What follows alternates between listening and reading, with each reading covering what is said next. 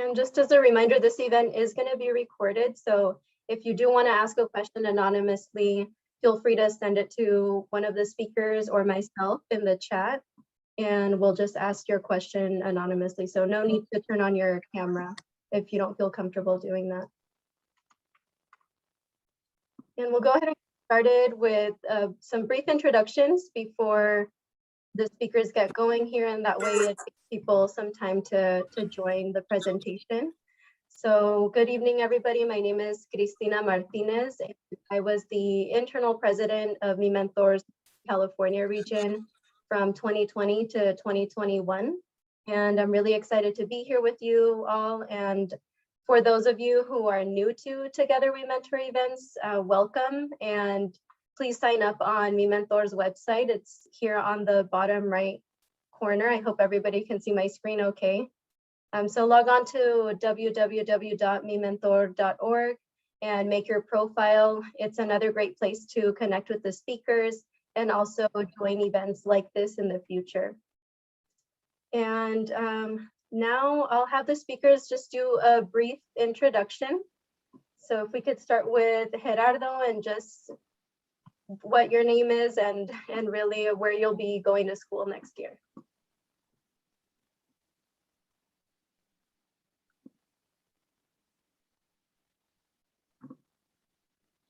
Yes, hi, sorry, my daughter is with me today. Oops, did he just go missing? Yeah, I think he might have dropped. Oh, okay, so Mariela, if you could go ahead. Hi, everyone. Thank you so much for joining us today. And again, my name is Mariela Magaño, and I will be matriculating to AT Still University School of Osteopathic Medicine at Arizona. And Brian? Good evening, everybody. My name is Brian Torres, and I am a rising first-year medical student as well. I will be matriculating into Tulane University School of Medicine in New Orleans, and I'm eager and excited to be here today. And I see Gerardo's back. So Gerardo, go ahead.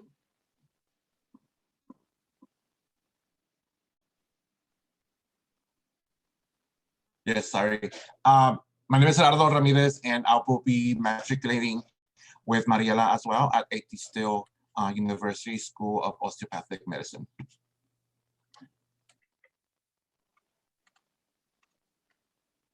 All right, so I'm just going to briefly go over the agenda. What we're going to do first is have the speakers share their journey. Then we're going to move on to talking about improving your metrics, followed by how to strategically create a medical school list. And then the speakers will talk about really knowing your worth, so how to advocate for yourself throughout the application process. And we'll finish up with talking about how to share your story during the interview. And if time allows, we do have a really packed schedule here with some great questions that were submitted by you all before the event. But hopefully we can get to Q&A at the end. So for those of you willing to stay on afterwards, feel free to stay with us and get your questions answered. So after each of the sections, there will be a brief Q&A if time does allow. Otherwise, please hold on to those questions and we'll ask them at the end.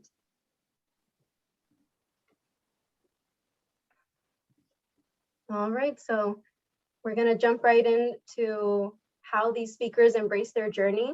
And I'll start with Brian here. So what has your journey been like up until this point, and what challenges did you face along the way, and how did you persevere through them? So Brian, if you could share your story with us, that would be great. Yeah, so I mean, it's kind of a loaded question, right? Because I feel like our journeys have been like an evolution from where we started to where we are today. So for me personally, I'd say my journey has been around for about 13 years now. I've been dreaming of wanting to become a physician since I was like about 15. My seed per se happened when I was in high school. And ever since then, you know, I went on this long journey of constant growth, academically, professionally, socially. And throughout the years, you know, I knew that I wanted to be pre-med as early as high school. I went to college as well, being pre-med, but it wasn't really until after high school they really got to really, after college, I really got to learn what it was like to be pre-med. And ever since then, I've been on this journey for about 10 years working towards this dream. And after, these 13 years of dreaming, 10 years of working towards it, applying 3 times, taking the MCAT 5 times, and interviewing about 8 times over the last 3 years or the last 2 cycles, I finally got accepted to medical school. So we'll get into a little bit of that, but it's been a journey because of, low GPAs, low MCATs, being first generation and disadvantaged applicant. But yeah, we'll share a lot of that today. Awesome. And Mariela? Thank you, Brian, for sharing. I guess the vision of becoming a doctor really started in 4th grade. So I had a science teacher, and he, went above and beyond with us, and he ended up purchasing some pig hearts. And so that was really the start of my interest and, I guess, love for the human anatomy. So it was through the pig heart that we dissected that he was able to introduce to the human anatomy. And it was him who, instilled in us that we could become anything we wanted. Obviously, at that age, I didn't understand how hard it was going to be. And similar to Brian, I struggled during undergrad. So I ended up having to, take a longer path. So I would say it's been a roller coaster ride. There's times when I've been super, motivated. And then there's other times when, because it's such a long journey, you do get impatient. But hopefully during today's session, you'll hear how we were able to overcome the challenges that we came across our journeys, and how we were able to successfully be admitted to medical school. And Gerardo? Yes, hi. Sorry. So yeah, I think my journey into medicine, or at least when I wanted to be a doctor, I think like Mariela, I started at a young age, and it wasn't again until probably after I graduated from UC Davis that I really understood why I wanted to go into medicine. So same thing with me, I started my pre-med journey in a community college. I struggled. I didn't struggle so much, but then I transferred to Davis, and that's where I really struggled completing my pre-med courses. And again, my GPA dropped significantly. And one thing I didn't know was that I didn't really know where to go. Mentorship, I eventually graduated, and then I'm here now. I'm also a dad of 2 kids, so my daughter here is with me. So if you hear a baby in the background, it's her. And then I also have a 6-year-old boy and a wife. All right, thank you all. And you mentioned some of the struggles that you faced. So what helped you stay motivated, and especially despite the metrics that you received in undergrad, and any of the rejections that you faced along the way in your journey? And we'll start with Mariela this time. So I didn't share this in the introduction, but I come from an immigrant farm working parents and family. And so for me, really the reason why I never gave up was because I knew that my grandpa, my dad, my mom, like everybody in my family had worked so hard so that we could come to the States and have a opportunity to pursue higher education. And, being a daughter of farm workers and seeing how hard they worked and how they didn't give up, that was the reason why I never gave up, because I knew that the sacrifices that I was making weren't anything compared to their physical exhaustion, right? That they had to deal with having to go to work every day. So that was one of the biggest motivations. And I think the other is I like to share, or, I like to believe that I kind of live my life by like love, passion, and tenacity. And so I knew that was pursuing medicine was going to be the way how I was going to help my community and find that fulfillment. And so I didn't want to regret giving up and then living my whole life thinking like, what if I would have kept going, right? So I think a part of it was the motivation of seeing the hard work of my parents, while at the same time is like not forgiving myself for giving up and living in like regret of like giving up, you know, on this journey. Thank you, Mariela. And Brian, would you like to add some things on what helped you stay motivated throughout the challenges that you faced? Yeah, so I think for me personally, it was just like having an idea over the years. Like my initial motivation to go into medicine has definitely evolved and transformed from where it used to be to what it is now. You know, everybody kind of goes into it because you kind of get into some kind of exposure to the clinical setting, or you have someone that unfortunately goes through something that's pretty close to you. And that's kind of what happened to me personally. And that coupled with not knowing certain things about what was going on, the lack of representation and not being able to do a lot for my mother at this time, was kind of the person that kind of started my seed, was kind of what got me started in it, as well as like the whole, you know, liking science and liking to serve people, right? But as I started to progress on this journey and started to go through it, I started to become more aware, not only because of the clinical setting that I was in, but also seeing a lot of the inequalities and disparities that a lot of people face, especially those that are like us, or vulnerable or marginalized. And so my motivation and inspiration and really my purpose for wanting to be in medicine wanted to transform and evolve from me wanting to be in it to me seeing that I needed to be in it. And so as my purpose started to change and I started to forge in who I am now, I started to see that it was so much bigger than me. I started to see, you know, that at the end of the day, me getting to this side of it, you know, just for any of us, right? Like any one of us that just gets up one day and dreams coming from immigrant parents to pursue higher education and it's as in itself an accomplishment. And so for us to go through that and then to be able to know that my purpose was to ultimately serve the people that need it the most, the people that I can relate to, the people that I wasn't able to help when I was a kid, you know, kind of kept me going as I progressed and everything professionally through different clinical settings, personally on my own growth as I remember why I was doing this, and academically from where I was to where I am now, you know, pursuing higher education and being a first generation trying to pursue medicine. And so for me, my motivation always kind of kept me going in a sense of knowing that it was so much bigger than me. And I knew that no matter how many times they closed the door, no matter how many times they said no or rejected me, I knew that it wasn't a no as a not at all, more of a like not at this moment, not now. And I knew that I was going to come back harder and stronger every single time because my purpose was so much bigger than why they were rejecting me or why they want to keep us out of medical school. So that alone in itself kind of kept me going. And then I knew that every cycle that I applied and reapplied, I had a lot of introspection, I had a lot of reflection, a lot of growth. And then going through interviews, you start to feel really honored to be there. And all that kind of just fed back into falling in love with the journey and not so much the accomplishment or the accolade. So, yeah.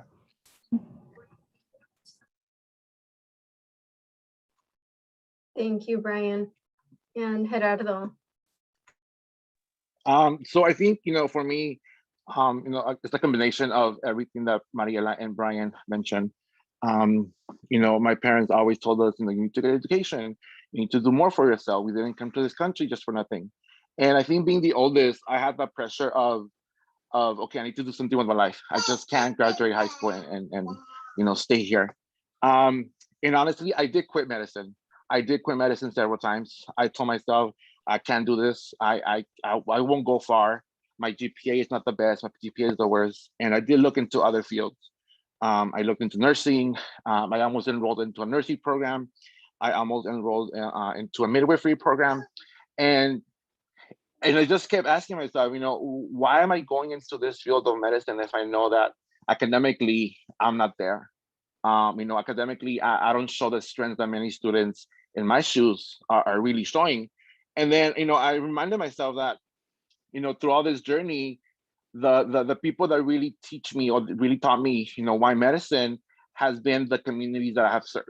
You know, in my experience working in community clinics in different high schools as a substitute teacher, in different tribes as a health educator, and with different child health programs, you know, it's always the community that remind me why medicine.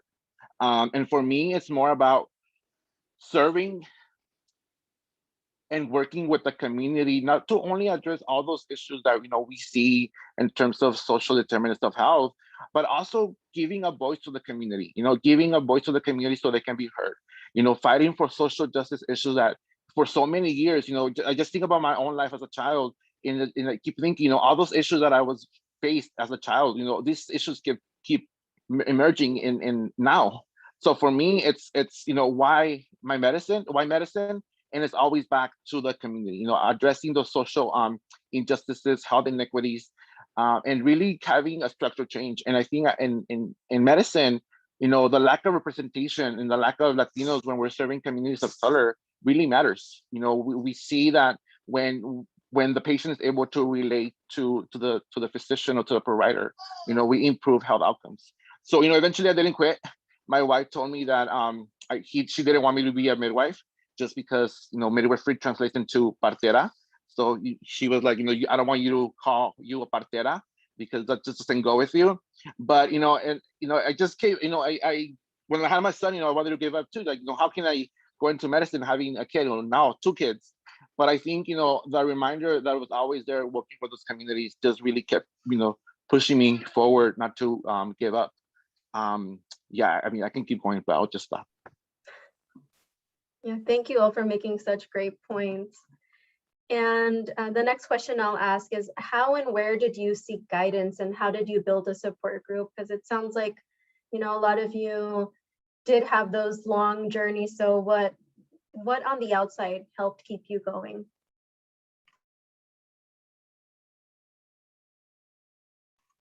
And this time I'll start with Gerardo.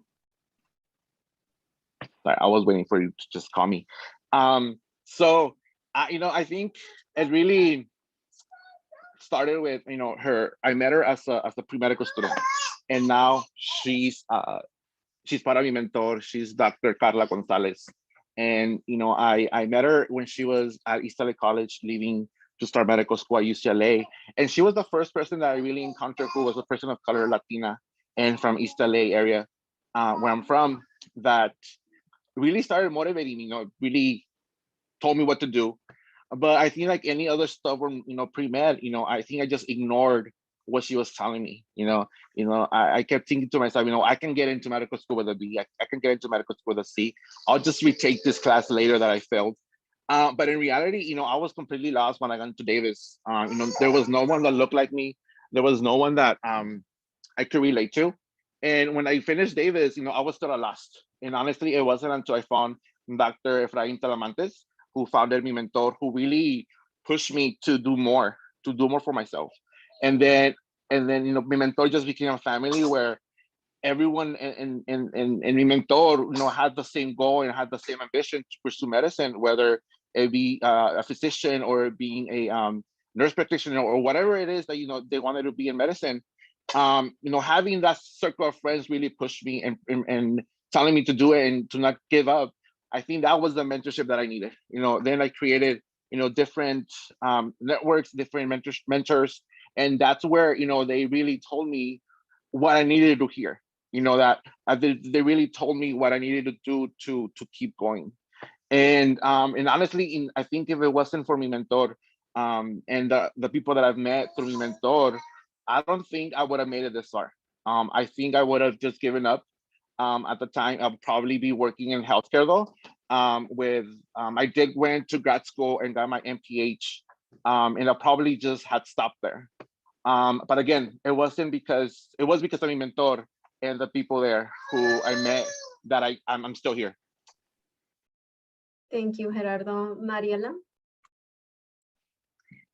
So first I want to just mention that I graduated from UCLA in 2014 and I applied this past cycle. So it did take me about 6 to 7 years to apply and now matriculate to medical school. And I do want to say that I'm a product of pipeline program. So because I am the first in my family to pursue college in medicine, being part of pipeline programs was very instrumental to meet people who not only believed in my skill set and my ability of becoming a doctor, but people who showed me and guided me on what is it that I had to do to apply to medical school. Because like Gerardo mentioned, like, if you don't have a doctor who went to school and the states in your family or family friend, you really don't know what you have to do. And so pipeline programs really started the last year of undergrad at my local, the nearby UC school. So UC Riverside has a program called Future Physician Leaders. And so that program really provided like an exposure of the different health careers in addition to doing some sort of community project.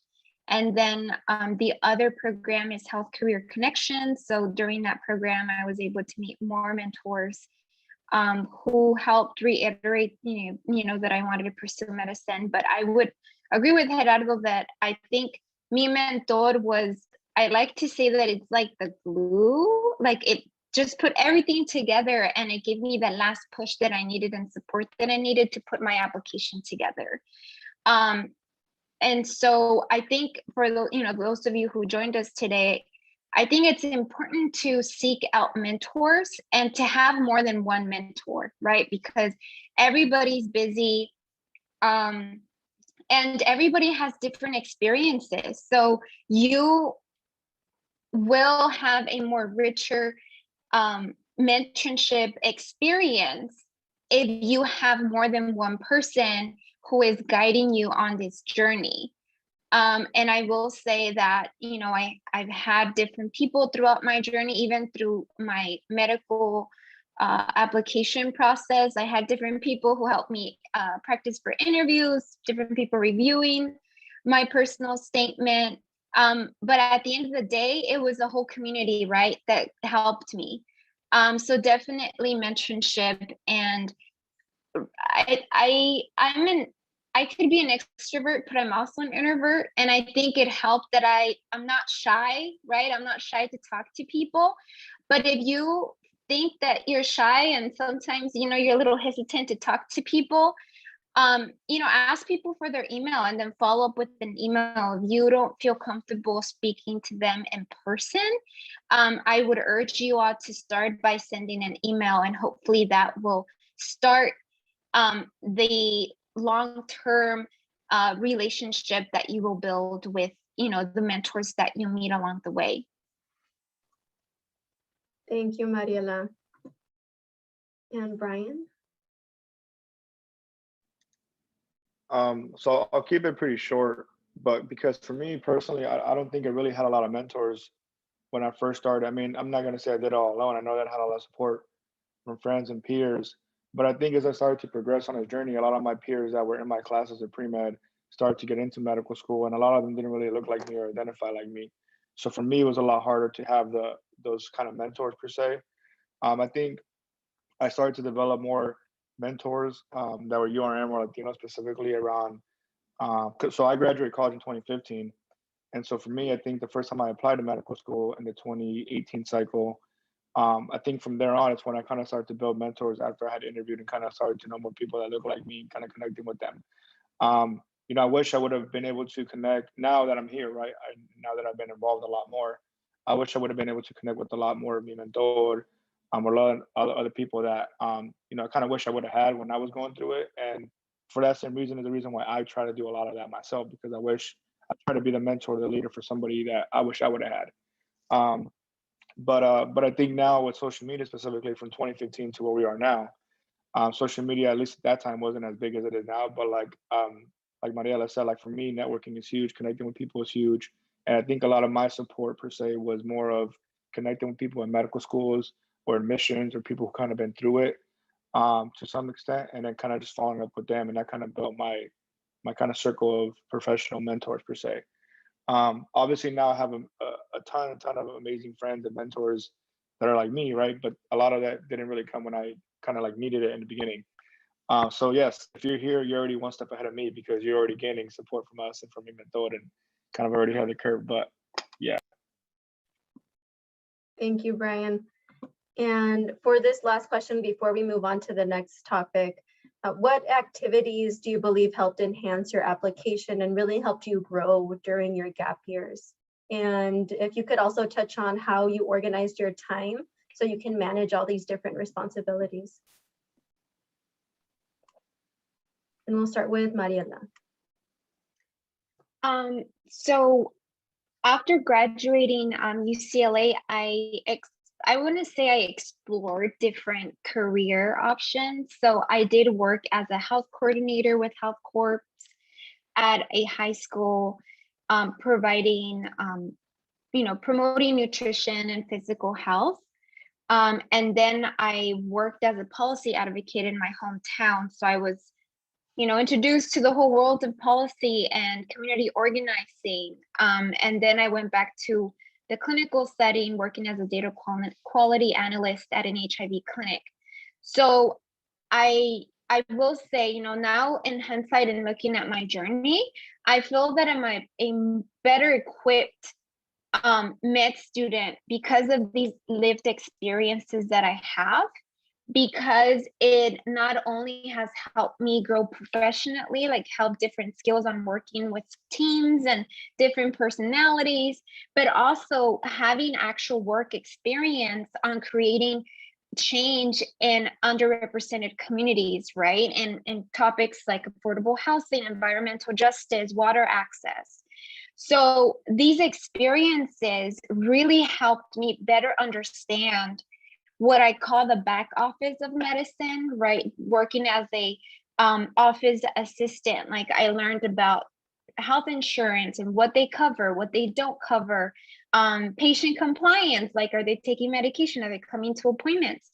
And then also being able to work as a policy advocate helped me understand that medicine was going to give me that leverage that I wouldn't have if I wouldn't be a physician, because in most of those meetings that we attended, unfortunately, political leaders will listen more to those with a title than those that didn't.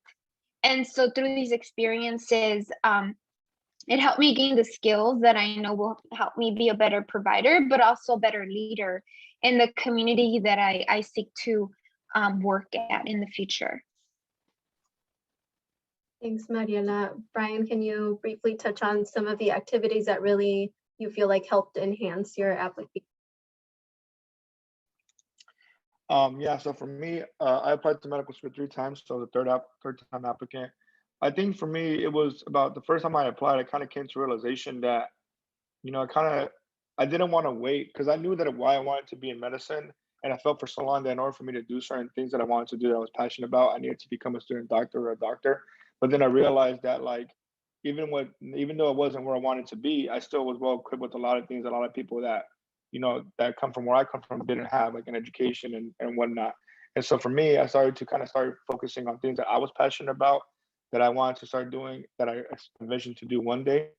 And I started kind of doing them now. So I started to become more involved with, my community and serving the people that I wanted to serve, even though I wasn't a student doctor. Yeah, I wanted to start serving, especially youth. A lot of kids that kind of came from my neighborhood, and kind of just helping them and helping to believe that they can do it and be where they wanted to be. And so for me, every single time I reapplied to enhance my application per se, I just continued to work and build on the things that drove me as a type of student doctor that I wanted to be one day.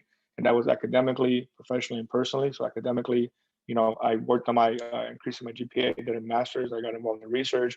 Professionally, I continued to advance my career in a clinical setting, from a pharmacy tech to an MA to a scribe to a research coordinator and ultimately clinical engineering, kind of just getting myself more involved. And lastly, on a personal level, my community continued to just put a lot of efforts into my community. I started to mentor not only kids from my community, but also in my city, and then ultimately nationally through other organizations for mentorship. So I kind of just started to focus on me and the person that I wanted to become in the future doctor that I aspired to be, and started to do a lot of that stuff now. And because of that, I let a lot of that show and who I was and why I was doing this, and on my medical school interviews, and ultimately why I wanted to be in medicine. Thank you. So Gerardo. for me, I think there's no specific experience similar to Mariela. I knew Mariela for a few years now, and I didn't know how much similar our stories are. But I also work in different places, where at the end of the day, I was the one making the decision of what to do and how to direct a project, or what type of quality improvements we were going to do in a specific clinic. What community engagements, how we were going to approach community engagements. And I think all these experiences, I graduated in 2013, so I have a broad of experiences working in community health. All these experiences gives you a different perspective of medicine. You know, it gives you a different understanding of why medicine, of giving a different understanding of the real issues affecting, you know, communities. And, you know, one last thing is, you know, you might see a patient and you might understand that the patient may not be taking his or her insulin, but you really don't understand that you might not know that this patient has no access to food, or lives 30 miles away from the closest clinic, or has, you know, no employment, or suffers from a opioid use. So, you know, all these things that I've learned in the field really gave me a different perspective into medicine. And like Mariela, I think as a medical student, we're coming in with a huge different perspective, and that I feel like not many of us really have coming into medicine as undergrads. Thank you, everybody. So we're gonna move on to the next topic here, just so we have enough time to cover everything. All right, and that is improving metrics. So how did you approach MCAT studying? And we're just gonna start with MCAT, then move on to post-baccs and master's programs. Okay, now I'll hit the question here. So how did you approach MCAT studying? What resources and techniques did you use? And if you could go back in time, how would you change your approach to improve your score? And I think that's a good place to start off with here, with talking about what you scored on the MCAT. And we'll start with Gerardo this time. So one thing that I am going to say before I say my score is, not everyone can get in with the score that I have. And the schools that I did interview were schools that during the pandemic, because we applied during the pandemic year, were schools that made the MCAT optional, or literally waived the MCAT. So I know they saw my MCAT score, but I don't know exactly how they took that into my application. But my score was a 490. And you know, I'm not happy with it, and you know, I'm not very proud of it. But the resources that I ended up using was UWorld. I think that was a key. I really followed through content. Then I ended up using Blueprint / Next Step for, you know, full lengths, and then all of AAMC material. And I think, you know, again, because of the pandemic, I really can't say how I studied, because it was on and off for a whole year. I didn't know when I was going to take my test. My test got canceled 4 times the first time, and then it got canceled 10 days before my second retake. So for me, you know, if I were to go back, I wouldn't have applied during a pandemic. You know, not that we, you know, we face a pandemic every year, but knowing that I was struggling with the MCAT during the pandemic, I wouldn't have applied the whole cycle, this cycle. You know, and then also, you know, really taking time off work. You know, people were telling me, you know, take time off work, take time off work. But because my responsibilities, you know, this one, and, you know, another one, and my wife, you know, I really just can't take time off work. So it was more like, okay, I really need to be able to time manage my time. You know, I was spending 16 hours in the same room working and studying. So it was stressful. You know, I think, you know, the last thing I want to say about this is, the MCAT is a beast, and you know, I'm so happy that I only had to retake it once, and you know, I was ready to, honestly, I was about to register for my second retake in March when I got the call that I got into med school, and then I was like, you know what, you know, no more MCAT for me. There's no point of this test, and you know, I just went along with my admissions. Thank you, Brian. So I think you know, there's a lot of moving parts to this too. But in hindsight, so I got an MCAT 5 times, and I wouldn't wish it upon anybody. I hope that you guys just take it once and do well. But just know that, again, like, whole part of this while we're here, right, is to remind you guys that you're more than the scores. You're more than a number that try, but do not define you. And so for me personally, I scored, first time I took it was out of college. I scored a 486. At that time, I didn't practice at all. I just went in there and took it blind. I thought it was going to be, you know, you could just look at some books and that's it. And results showed. So the first time I took 486. So I got a 46, a 490, 492, 497, and a 497. So the second time I took it, when I got a 490, I just, again, went in there, thought the first time was a fluke. Third time I took it, the first time I applied to med school, and I got a tutor. I got the next, or what is now called Blueprint tutor. And my score had only went up by 2 points. I got a 492. But even with the 492, I was still able to get interviews to medical school. And I was just like, you know, just feeling extremely blessed. I didn't get in at the end because it was too low, but that's a whole other conversation. And then the fourth time I took it, I went up, I self-studied, got a 97.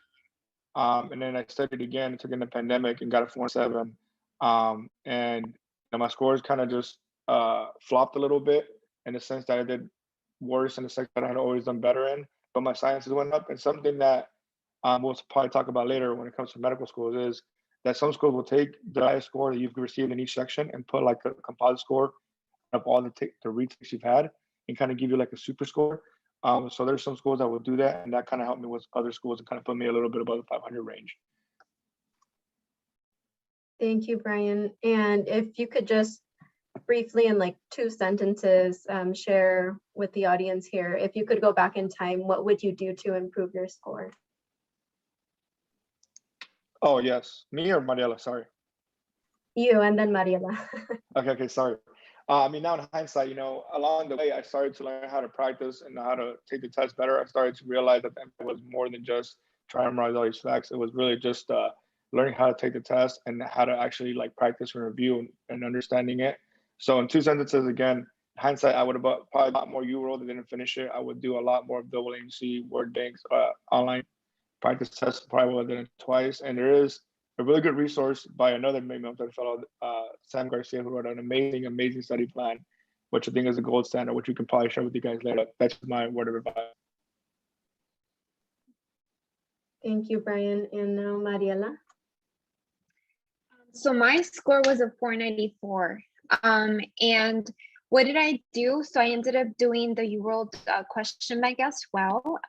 For content review, I used Khan Academy, and then I also had purchased some Princeton review books.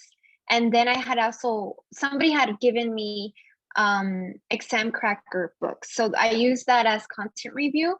And then I also did the WMC question banks. However, I didn't do all the WMC practice exams. And so the things that I would change is I would definitely do all of them.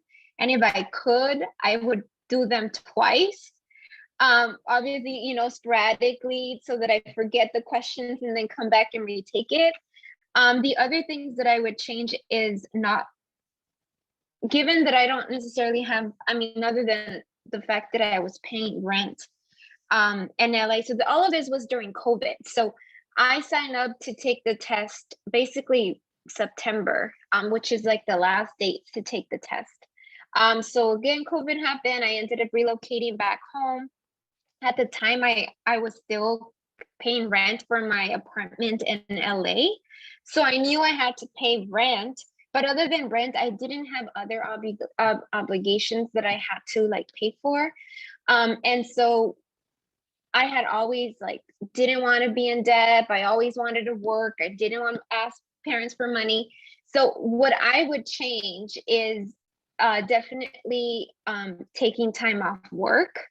Like using the vacation hours and the sick hours, you know, at least like a month. I did take time off, but still, because I was going back to work, like I feel like I was focused on like studying, and then I need to go back to work like half of the day. So it wasn't very conducive. And then the other, because I was home, I feel like there was a distraction with like being at home. And we actually had a family emergency that summer. My grandpa had a stroke. And so, you know, my mom went to Mexico and I was at home. So I had to take on like other responsibilities. But, you know, just as an advice, I know all of us have different responsibilities and life happens. I think try your best to find a place where you're going to just be focused, setting like short-term goals like for every day. I think I at one point I had a really good like schedule of waking up at a certain time and then getting certain questions done and reviewing content. So a lot of it is really discipline. And then if you don't have to work, don't work. Because you know it could put you at a place where it's like you're going to have to pay that eventually in a way, right? You're going to have to prolong your process or your journey if you don't score well. So if you can reduce the hours of work and trying to set limits with like, if you can, with some responsibilities or obligations that you may have. Thank you. And just so we have enough time to move on to the next topic, I'm going to start with Brian here. And if you could just talk about your post-bac experience. So why did you decide to do a post-bac? How many units did you take? And Brian, I know you also did a master's program. So if you could just kind of bunch those two together and talk about why you did these programs. Yeah, so when I graduated from college, I had the best GPA. I struggled the first year and a half to 2 years of my undergraduate career. I majored in bioengineering, so being in bioengineering first year and pre-medicine was not a good blend. I also didn't really know how to ask for help. I didn't think I could. So my GPA when I got out, cumulative was like a 2.9, but my science, I don't even remember what it was, the BCPM, but I just know it was low. I know that it's a 2.69 now, and that's after I took about 20 credit hours of a do-it-yourself post-bac. But the time it was low. So I graduated college, I reflected on my shortcomings academically, and I started to just retake some prerequisites, like, Gen Chem and stuff like that, things that I've taken that I got seasoned when I first started college. And I kind of just enrolled in my community college locally. And then I did that for about a year. And then I took, I don't know how many, which class I took first. The point being is I took about 20 credits of do-it-yourself. And then about 2017, I started my master's. And then I just did a research intensive master's at my local medical school as a way to kind of put myself in a kind of like behind like a back door into getting to know more people in medical school and trying to just be more involved in the research, get a graduate GPA going, and also kind of put my face out there. So yeah, I just kind of retook classes. And then when I got done with my courses at my graduate school, I became an employee of the university, which a lot of people don't know this, but a lot of universities, if you become an employee for the university, will give you reduced tuition. So I was able to enroll in classes, undergraduate classes and graduate classes for like 20 semester. So I started to retake and just take more sciences that I hadn't really taken. So over the course of my my gap years per se, I took about 20 credits of do-it-yourself post-bac, and that raised my GPA to 2.69 BCPM. But then my graduate GPA was like about a 3.58 of about 19 credit hours of science. Thank you, Brian. Mariela? So I also did a do-it-yourself post-bac. I ended up doing UCLA extension. So as Brian mentioned, during the time that I was an employee at UCLA, I was able to get a discount in the classes, which was very helpful because UCLA extension classes or any extension courses, you basically have to pay up front when you register. So it's not like you make a payment plan, like you need to be able to make the payments. And so having that discount was something that was very helpful to me. I ended up taking a total of 22 classes. And I want to say only 2 or 3 were retakes, and all the others were just upper science courses. Basically took any upper division science course that UCLA extension offered that I had not taken as an undergrad through UCLA campus. Similar to Brian, my overall GPA graduating from UCLA, so I majored in biology, was a 2.9, and then my BCPM when I graduated was a 2.6. Because I did take 22 classes and I did fairly well, I was able to increase my BCPM GPA to a 2.9 something, but again, I didn't reach a 3.0. And the reason why I didn't keep taking classes was because at a certain time, when you take so many units, your GPA plateaus. So like you can keep taking classes, but your GPA doesn't change much.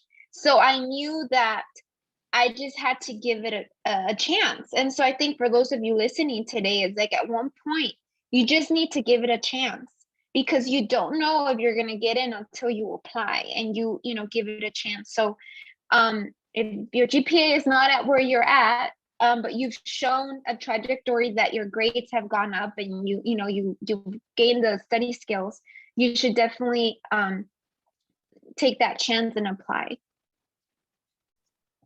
Thank you, Mariela. And we'll be talking about how to create that medical school list pretty shortly here.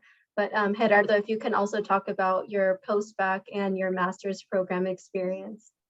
So for me, similar to Mariela and Brian, I also did UCLA Extension and UC Davis Extension.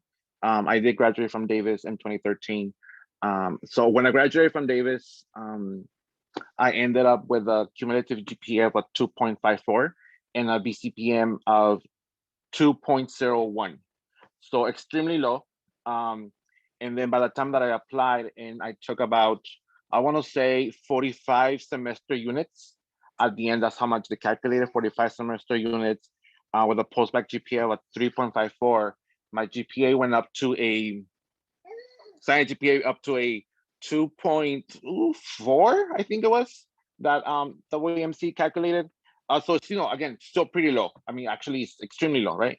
But again, I took upper division science classes at UCLA Extension, and then I took upper division classes at UC Davis Extension.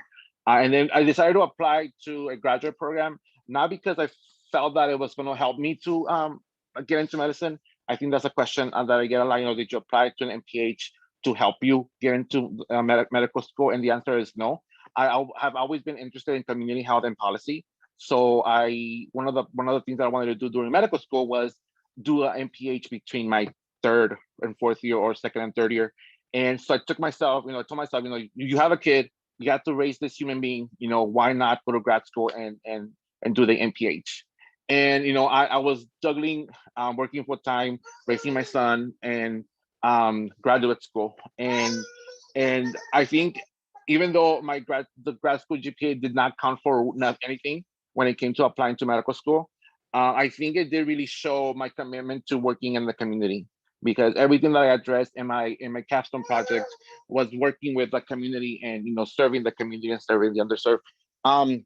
So yeah, and I think that's it. Again, I don't want to say things that Mariela and Brian already said, but again, my story is very similar to what Mariela and Brian mentioned.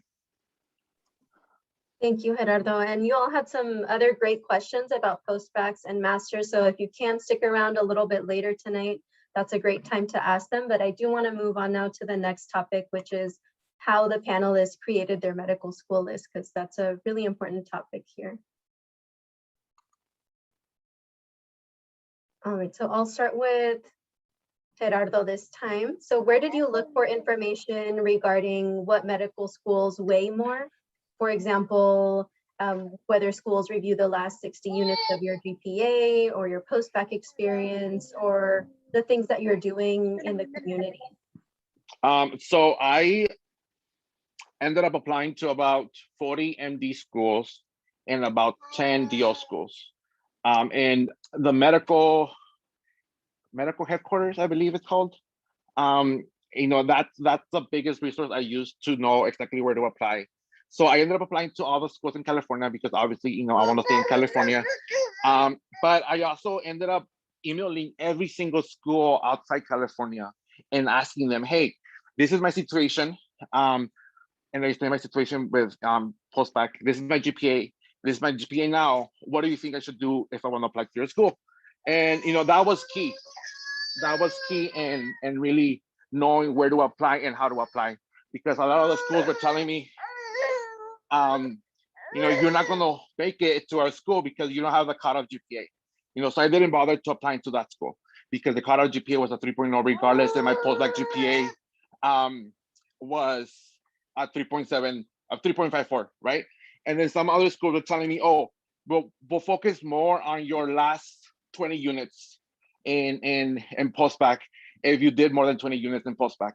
So, a lot of the schools were focusing more on my post-bac than on my undergraduate GPA. So I ended up applying to those schools. Just for example, MCW, Madison College of Wisconsin is one of them. Wayne State is another one. Sorry, she's a chatterbox. There's a huge list, that I can give you, that I can type up on the chat box. The focus is on the last 20 units of school. So I ended up applying to those. And at the end of the day, it was the MCAT score that didn't get me in. There were many schools offered me a secondary because they saw my potential and they saw everything that I had. But at the end of the day, it was just that MCAT score that I couldn't move on to an interview.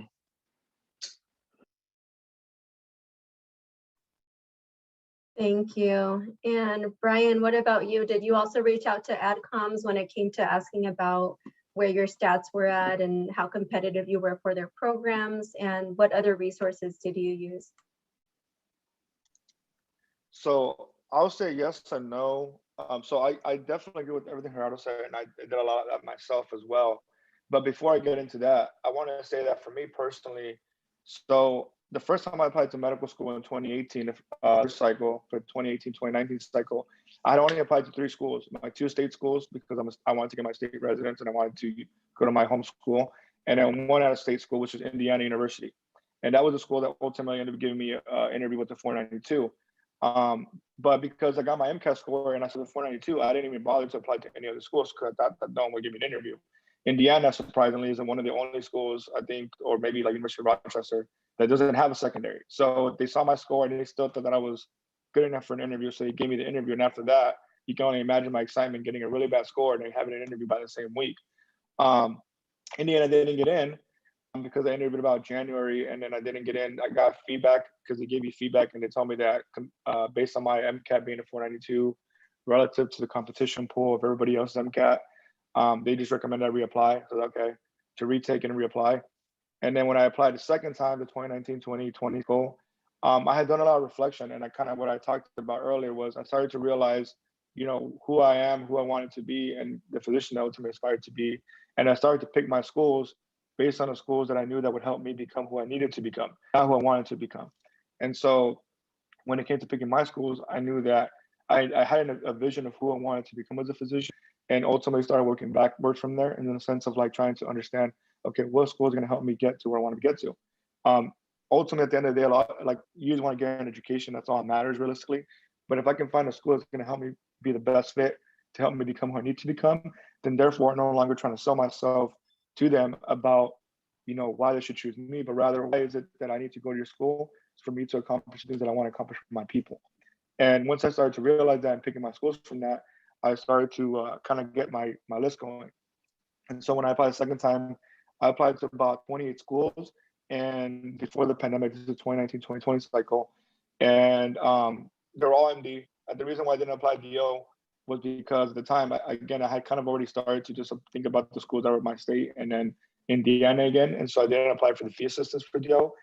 Because for that DO fee assistance, it's kind of a money pit where like first come, first serve versus MCAT's already given me the fee assistance. And then, so when I applied to schools, I went to WNC. So I went to the UC Davis conference, and I really tried to put myself in front of somebody at that medical school to really just to tell them why I'm applying, who I am, why I'm trying to go into medicine, and why their school is a school that I need to be at. Not where I want to be there, but why I need to be there. And then from there on, the rest was history about going through an application cycle, getting 4 interviews, getting waitlisted, and then not getting in, but then having to reapply a third time, and then finally solidifying that acceptance. But throughout that process, I did a lot of the same thing that Gerardo said, where I reached out to schools that if I didn't get to know them personally, and talk to them in person about, okay, I know you have this on your website and you say you cut off as a 500 MCAT and a 3.0 GPA, but what does that really mean? Are you saying like my undergraduate, the last 60 units, and kind of how you have to do a lot of research. You have to get on MCAT, you have to go on Google, you have to go on Reddit, you have to listen to podcasts, Medical HQ, and really word of mouth too, and trying to learn about what school they're going to look at you beyond your undergraduate. So, you know, for example, some of the ones that I had already highlighted, but also like, I know like university, like listen to podcast interviews, for example, like University of Illinois, Chicago, owns about the last 60 units of your science history. So whatever the last 60 units of science you've taken, that's what they calculate GPA. Other schools would just look at the printout. So those are things you kind of need to do and look into. But I can tell you for a fact that I was nowhere near a lot of the schools that I applied to and I interviewed at. I was near the median GPA or the median MCAT. I was like light years away from that. But again, I knew what I wanted to become, where I wanted to be as a physician, and why I needed to go to school. And that's what I think helped me get those interviews and helped me get in front of people. Thank you. And everybody excuse the cough drop. I just have a nasty cough. But Mariela, if you can go ahead and now share the resources that you used to look at what schools or how schools will perceive you and what helped you create that list. Yeah, I will try to just mention things that have not already been mentioned. So definitely use that MSAR, but like, you know, both Gerardo and Brian had mentioned, like reach out to the schools, like say your metrics aren't like the average that they put or just the scoring on the MSAR, definitely reach out to them to see how they're going to be reviewing your application. And then the ACOMA also has something similar to the MSAR where they basically list the DO schools and what they look for, how they review applications. So that's something that I actually used it more for the ACOMAs than for the allopathic schools, just because I have been more familiar with MD programs than DO programs. So I use their website a lot when trying to select what DO schools I was going to apply. So I ended up applying to 21 MD schools and 10 DO schools. And then again, I really applied to those who were going to review my application holistically, and not just focus on my metrics. But I think at the end of the day, because I did have a 494 MCAT score, and I think somebody had mentioned it in another setting that was a part of, a lot of the time schools aren't ready to take the risk. And I say risk because that's how they see it, right? Because they're really not. We're actually bringing so many like more rich experiences, and we bring so much to the schools, but their fear of us not succeeding prevents them from taking that risk. And so I think that, you know, though I did end up applying to these schools that review my application holistically, because I didn't have a 500, I was not admitted, or I was not invited for an interview. And so again, definitely don't let their numbers define you and prevent you from applying. But if you can, try your best to get closer to that 500 mark. I'm not saying 515. I'm just saying 500. Like if you're at a 500, you're good. You know, you don't have to be 520 if you're already a 500. Especially because we have a lot of intersectionalities that will make us stand out, because not a lot of underrepresented students are applying to medical school. So that's what I'll say regarding this. All right, and I know there's a lot of great questions about this topic too, but we will have to move on. So again, I just invite you all to stay a few minutes later and ask any questions you have about building a medical school list. So now we're going to move on to advocating for yourself throughout the application process, and we'll touch on the interview here a little bit as well. So how did you advocate for yourself during the application process? And I know, Brian, you touched on this already, but if you want to share any other things, you know, that really helped motivate you, keep you motivated, and bring your best self, you know, during the application process. Yeah, so to continue what I said, like I knew that I was applying, like I knew the schools that were going to help me become what I needed to become. And so this is pre-pandemic, but I went to the conferences for the first time, like the UC Davis conference and the WMC Minority Conference. In 2019, what happened to be October and November respectively. And before the event, I knew what schools were going to be there. I knew the schools I had applied to. I had tried my best secondary in. So at that point, you know, I had everything that they needed for me to be able to be looked at. Whether or not they would look at me instantly or not, I mean, that's going to be on them and how busy. But I went and I made sure that not only did I get to put a face, because I knew that my stats were a lot lower. Like I wanted to go in and put a face on my application beyond the numbers, and I wanted to also put a face to them, because their school might be looking good on website, it might be looking good in online, but it might not be the school for me once I get to meet them. And so, like, if I knew that they were really hard, or really like kind of how to say, like if they're really black and white about their cutoffs, then that's fine. Like it is what it is. That's not the school for me, because at that point I knew that if they cared so much about that cutoff, then I already knew how's it going to be for me as a medical student there when I need their support or help. And so, but if they're more lenient and they want to get to know me first and get me why I want to go to the school before they even ask me my metrics, you know, that was the whole point of me advocating for myself. And I had some of the most conversations, because the people at these schools, they're also people. Like they also have a job of trying to get people like us on the other side to help change the field. Some people are not going to always be on your side per se. They care about the numbers because they want to build a reputation in the school, and that's fine. But that's not the school for me. And so I think it's just about knowing who you are, what's important to you, and why their school is going to help you become that. And it's supposed to be all mutual and respectful, and just trying to understand, okay, why do I need to go to the school? And then also keeping in contact with them. I think follow-up is very key, because I dedicate my first acceptance, which is Medical College of Wisconsin, because of me keeping in contact with schools that rejected me. So every school that rejected me, I made sure, rejected me or interviewed me, I made sure that I reached out to them and asked them for my own, I would reach out to them respectfully and say, hey, like, for one, it was nice to meet you, but also like asking them like for feedback on like, what was my shortcoming? Like, what can I do better as a future physician for my own personal growth and development? Not just, why did I not get in, right? Like, not just like, is my MCAT too low? Like, what really was my biggest shortcoming? And a lot of times they're gonna tell me the same stuff, my MCAT and my GPA, but I was always tricked to see what they had to say. And at that point, I can have a structured conversation with them. And whatever they tell you, make sure you notate what it is and just listen humbly and take that in. And then whatever they say whatever they say your weaknesses at the MCAT or professional experiences or whatever it is, make sure you start addressing all those things, because when you reapply and you show up again, you already took care of everything that they told you was your biggest weakness. So at that point, what's really their excuse, right? And at that time, you can actually really see, what your shortcoming was again. And so that, I think I allocate a lot of my success for my first acceptance was getting rejected from MCW 3 times. I mean, I applied 3 times before I got accepted, but somebody on admissions that really rooted for me, took the time to have a Zoom meeting with me, kind of just told me realistically where I stood, is really why I ultimately, give a lot of my first acceptance credit to. Obviously, I did the work, but a lot of it was like just knowing somebody on the other side that can advocate for you. And then after that, I got accepted to now my dream school. But again, that's a whole other story. Just getting to know somebody, getting to up with them, reaching out to them, and even if it doesn't work out for you in that school, just continue to keep in touch with them, because the world is really, really small, and you never know, when you contact with them or when you come across them again. So always thank anybody who helps you. Thank you, Brian. Great advice. And now, Mariela, if you can talk about how you advocated for yourself and also what kept you going during the application process.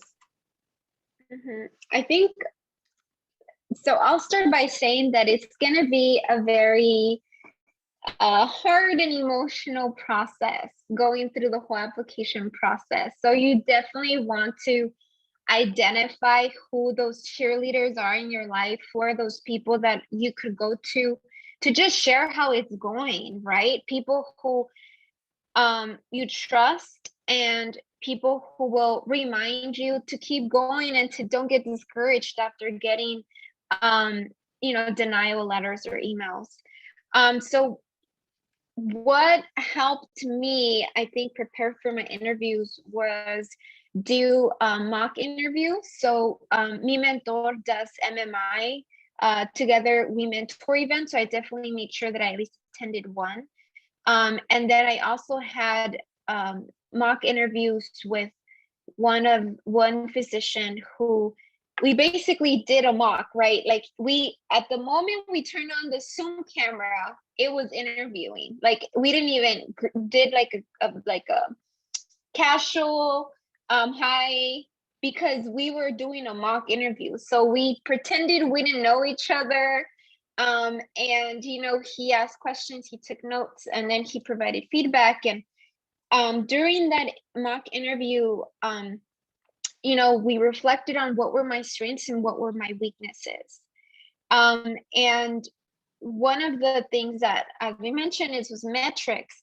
So I knew that question was going to come up. So as you are preparing for interviews, you have to, in a way, try to figure out what those questions are going to be, because they're going to ask you. They're not going to ignore, right, the fact that you have some weaknesses in your application. And so the person I was doing the mock interview with was, I'm sure they're going to ask you about your grade. So you need to be ready and come up very confident when they ask you if you're ready for the medical school rigor. And so, when I practiced, I did my spiel, and he said, the words you need to use and tell them is, I have no doubt I am going to excel in medical school. And so you have to really be very confident and owning your story. And now that I look back to the interviews, honestly, I was I've done everything that I could at this point. and they already invited you for the interview. So they already like you, right? So you don't have to convince them to like you because they already liked you for whatever reason it was. They just want you to be authentic. And so I think that helped with me focusing on my strengths and not my metrics when I did the interview, of just, you know, being super confident with everything that I came in with. And some of the advocacy that I did. So for AT still, which is a school that I'm matriculating, they have a program, a scholars program, hometown scholar program. So basically what it is that you need to get an endorsement from a provider at a community health center, basically where they write that you're going to be, you know, you're dedicated and committed to working in the underserved communities. And that helps you basically ensure that the admissions committee reviews your application. So that helps so that when they do the cutoff of metrics or whatever it is that the school's doing, they don't miss you. So definitely, if you're thinking of a DO, I would highly encourage you to look into the hometown scholar endorsement for AT Still, because that's really going to help you ensure that they're going to review your application. And then second, after doing interviews, they usually tell you, you know, wait to hear from us. What I did do for the second school that I interviewed for is I did submit a letter of intent. So in that letter, you know, I wrote that I was interested in attending this school for XYZ reasons. This is what I'm going to bring to the school. So that's something else that you could do as well. You know, once you've interviewed for schools. Thank you, Mariela and Gerardo. And before you get started here, thank you all for staying with us. I know we're over time here. We'll just finish up with Gerardo and take some questions with you all. We want to make sure we cover topics that are important to you as well. So again, very similar to Brian and Mariela. I think for me, one, I was pretty lucky that they never brought up my low metrics. There was no question in my interviews that you know, they question, you know, why low GPA, why low MCAT. For the two schools that I did interview, so AT Still, where as of now I will be matriculating, and the University of Minnesota in Minnesota, an MD program. Both schools have a very similar mission in the sense that they're ready to serve the underserved. And I think having the fact that I have the experience working with communities, working with marginalized communities, working with people of color, communities of color, I think that's what worked in my favor. When I went into these interviews, I was myself. I was authentic in the sense that I straight out told them, this is the reason why you should be into your program. This is the reason why I'm better than the student next to me. And, you know, that may sound cocky, but I know for a fact, that myself, you know, I have a lot to bring to the table, and I needed for them to know exactly what I was bringing into the table. And so, you know, I went ahead and I told them exactly, you know, where I was going, what I wanted to do.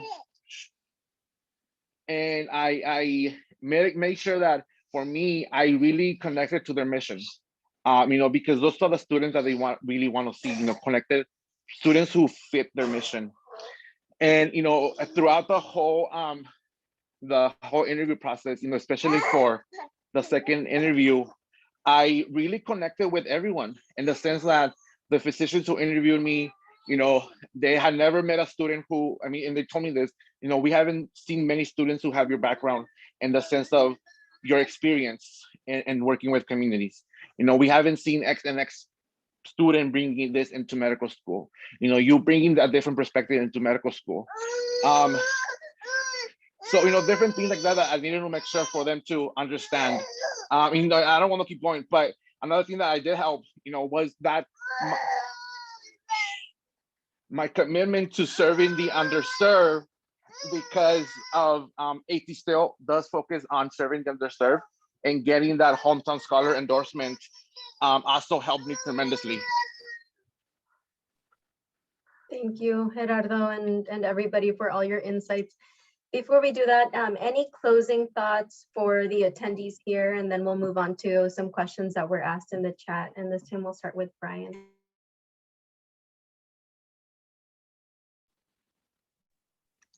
Wait, sorry, I missed the end of the question. What was the last part of that question? And just any closing thoughts you have for the attendees.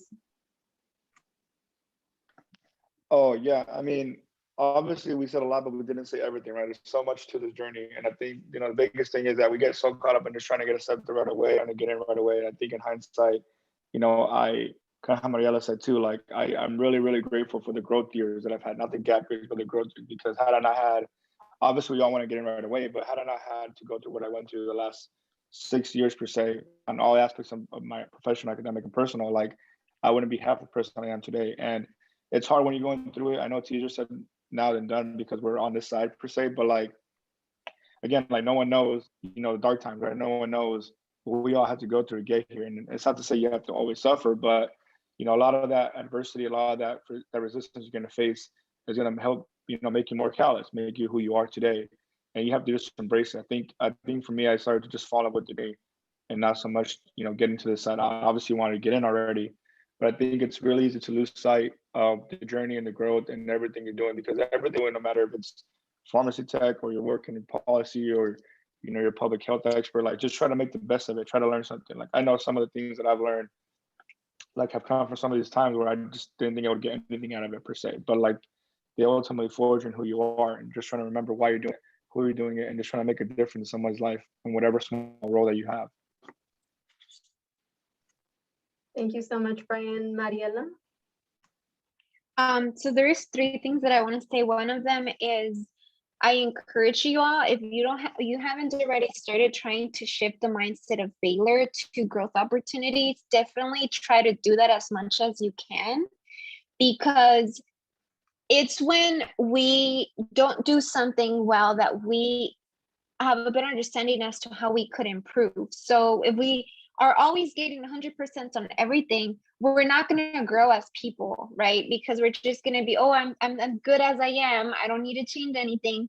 So really trying to change that mindset of like what society says are failures, they're actually growth opportunities. So make sure that you ingrain that in your mind when you do have, when you come into these challenges throughout your journey. The second is I have one specific mentor who, since high school, I looked up to him. And when it came to talking about med school in my application and my, I guess, possibility of getting in, his response was, well, have you considered other careers? So know that there's a possibility that, somebody's going to tell you that, whether it's a counselor, somebody you thought as a mentor or whoever it is. Don't take that to heart. People are going to just be people. And when that happens, make sure that you remember why you're doing this, regardless of how long it's taking you. If this is what you want, just, stay focused and just take a bite at a time. And don't be discouraged by people who don't believe in you and who don't believe that you will be able to get admitted to medical school. And then the last thing is always remember where you're coming, like where your roots are, where you've started, because like Brian said, it's such a long journey that at times we forget where we started. But just remember that you're different than the person you were last year. You've grown so much already, and so now you're closer to that end goal. So though it's a long journey, know that there's the light at the end of the tunnel, and just don't get discouraged. Like celebrate the small wins, whether it's you took an extension class and you got an A, that's a win already. So don't wait to celebrate until the end, because you want to be able to be happy, right, throughout your journey. Like you don't want to think that you're going to be happy till the end, because that's probably not going to be the case. I think that's it. Thank you, Mariela. And Gerardo, closing thoughts before we move on to a couple of questions from the audience. So again, I think I can speak, a lot and just key point. I think, it's important for you to acknowledge how far you've come. It's important for you to recognize the struggles that you have overcome to really get where you have become. And earlier I say, I don't want to sound cocky, but I know for a fact what I am bringing into the table, and you are worth it. Whatever it is that you have under your belt, you are worth it. And yes, we have all these struggles, and yes, we have all these low metrics. And trust me, you're gonna get ugly faces when you talk to a rep, and mentioning your low GPA, or talking to a admissions officer about your low MCAT. Yes, you're gonna get all these ugly faces and being ignored. Get used to it, but also celebrate, your accomplishments. Celebrate that you took the MCAT. Yes, I got a 490, but I took the MCAT. I put it off for 7 years, 8 years, and I finally took the MCAT. That's a huge accomplishment for me. Yes, I waited almost 10 years to apply to medical school, and I only got into one school so far, but I applied to medical school. That's a huge accomplishment. Recognize those accomplishments, recognize those big milestones that you have come, but also recognize that there is a way to get into medical school. There's a way to get in there. And I think, what the three of us have mentioned today, the key is networking, understanding where you're at, and really, I honestly lost my train of thought. But last thing I want to say is really validate your feelings, validate how you're feeling. To be honest, I cried it out twice. I cried it out when I got my admissions into AT Still. I literally cried like a baby. And I also cried it out when I got the rejection from my dream school. And that was the harshest thing that I could ever gotten from me, because I knew for a fact that I was working to attend that school in my state, and getting that rejection felt different than getting any other rejection. So again, just cry it out, celebrate with those that you love, celebrate those who have really come into your journey, because you deserve where you want to be, and you honestly deserve this. Thank you all so much for taking the time to share your stories, and thank you to everybody who has stayed with us this long. I think we'll stay on another 10 minutes just to answer a few questions, and just to be mindful of the speaker's time. I know Brian right now is in the East Coast, so we don't want to keep him up too late. But we'll start with some questions here. And just as a reminder, the recording will be available on YouTube about a week from now. So look out for that on Mi Mentor's YouTube page. And the last thing I want to say is that you all will receive a post-event survey. So if you could help us out by filling that out, let us know how we can improve this event and events like this in the future. That would be awesome. And I see Danielle has her hand up, so I'll go ahead and ask you to unmute, Danielle, and ask your question. Yes, hi, thank you all so much for the information, the inspiration. My main question is in regards to clinical experience and what is looked at. I've been working for a healthcare company for the last 5 years in a capacity of where it's a call center customer service, but in the last 2 years, we've switched to what's called a navigator role, and where we handle a member from A to Z. In the scope of things, I deal with like an 85-year-old Medicaid, Medicare recipient in Florida, who, if she runs out of medication, I'm calling her doctor for a refill. If she needs transportation, I'm scheduling that hurdle for her to get to her doctor's appointment. And talking about various medical conditions with them, but it's not a side-by-side patient setting. And the only clinical experience I've had was volunteering in high school, and that was back in like 2003. So my thing is, crossing that finish line for clinical experience, should I give up my position and go for those opportunities like scribing or working maybe in a hospice environment, side by side?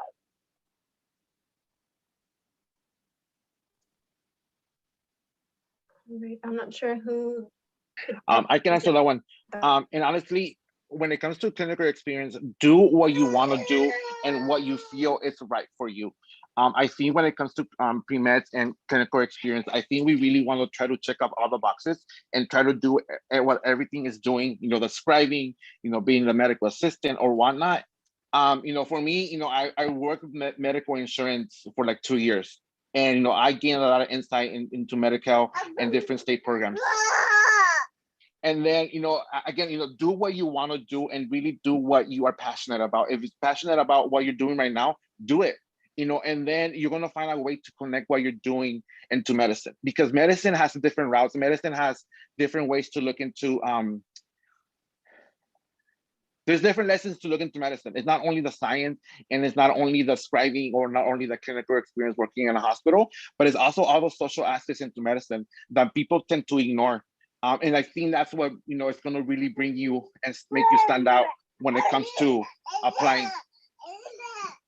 Definitely. Thank you for that reassurance. And that's kind of what I was thinking, because I'm like, you know, I have the patient advocate side, and that's really big. I also see the aspect of providers and how they are paid, you know, they get paid and claims are processed. So I have that insight on the back end. So, okay, that's good to know. And I think I can volunteer and maybe get some experience in volunteering versus just quitting my job.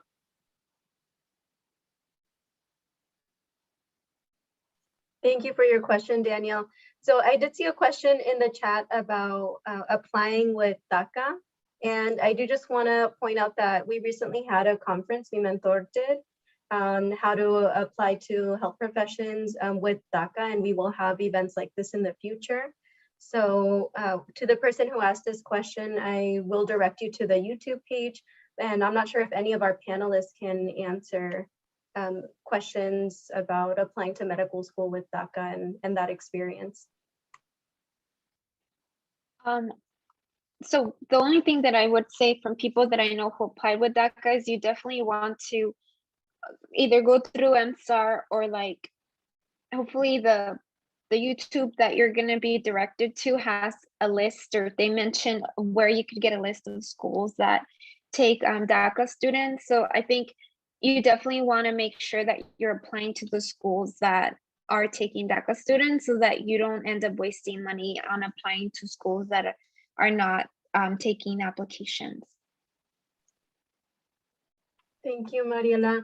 And we had a few questions about timelines. So would you recommend submitting apps to all schools before your MCAT scores come out? And also, how early in the cycle did you all apply? Sorry, I'm just going to jump in real quick because I do have to go. Have to put baby in bed. But the answer is no. I would not. I would not apply to all schools. If anything, just apply to one school so they can verify your application.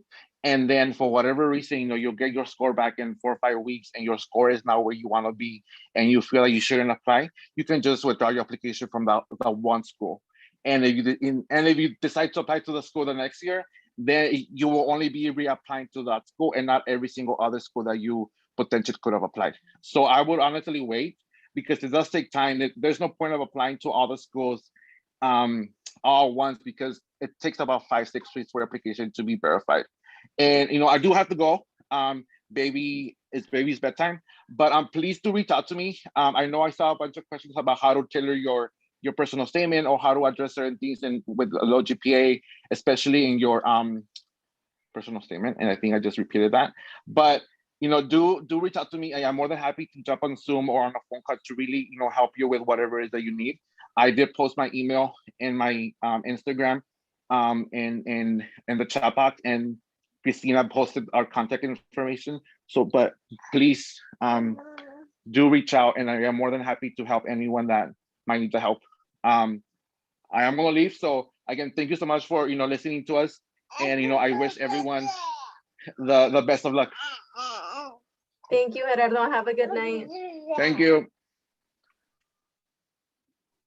So I'll finish up the answer there, because I kind of agree with Gerardo in the sense of, like, you know, don't just shoot your shot blindly. Like, you have to be kind of a little bit more articulate with it. But I personally, for example, the first time I applied, I didn't take the MCAT in September, and so I wasn't technically complete at law schools until October, the first 2 times I applied. And so there, at that point, I'd be considered really late. But again, like, I still got the interviews, I still got waitlisted. And so I think it's more about, for one, I think what I tell a lot of other people that are applying right now, for example, is that for one, you want to get one school in. There's no such thing as a safety school or throwaway school, how people want to call it, but just get your application in, because get it processed and kind of work backwards from that timeline.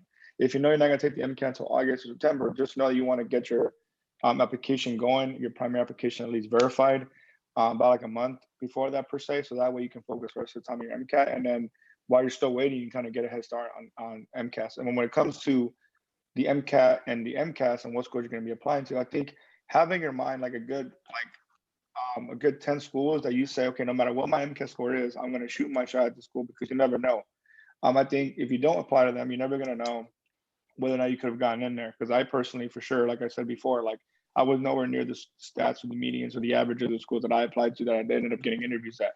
And so if you go off of like, I think, again, obviously to an extent, like if you score 472, then maybe, it's good to wait until next year. But like, I think if you're really passionate about school, about the 10 schools that matter most to you, then no matter what your score is, you're going to apply to.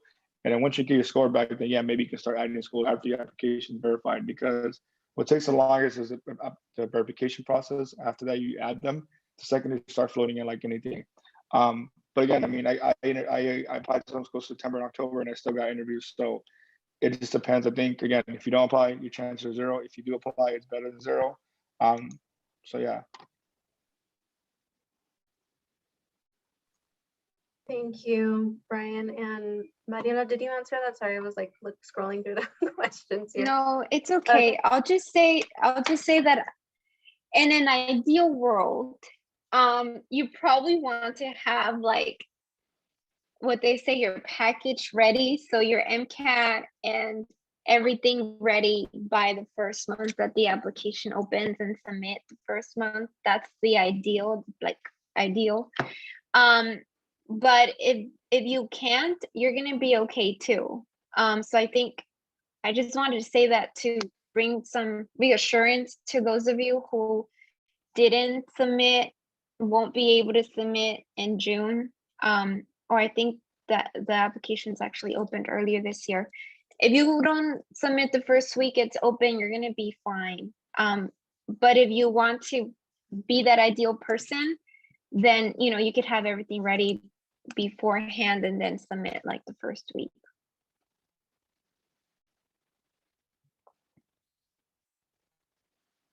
Thank you. So we are getting close to 7:30 now. I'm just going to bring up the slide with the contact information again, and please feel free to reach out to the speakers who shared their email here, and also some social media accounts, and also join us on Mi Mentor if you don't already have an account.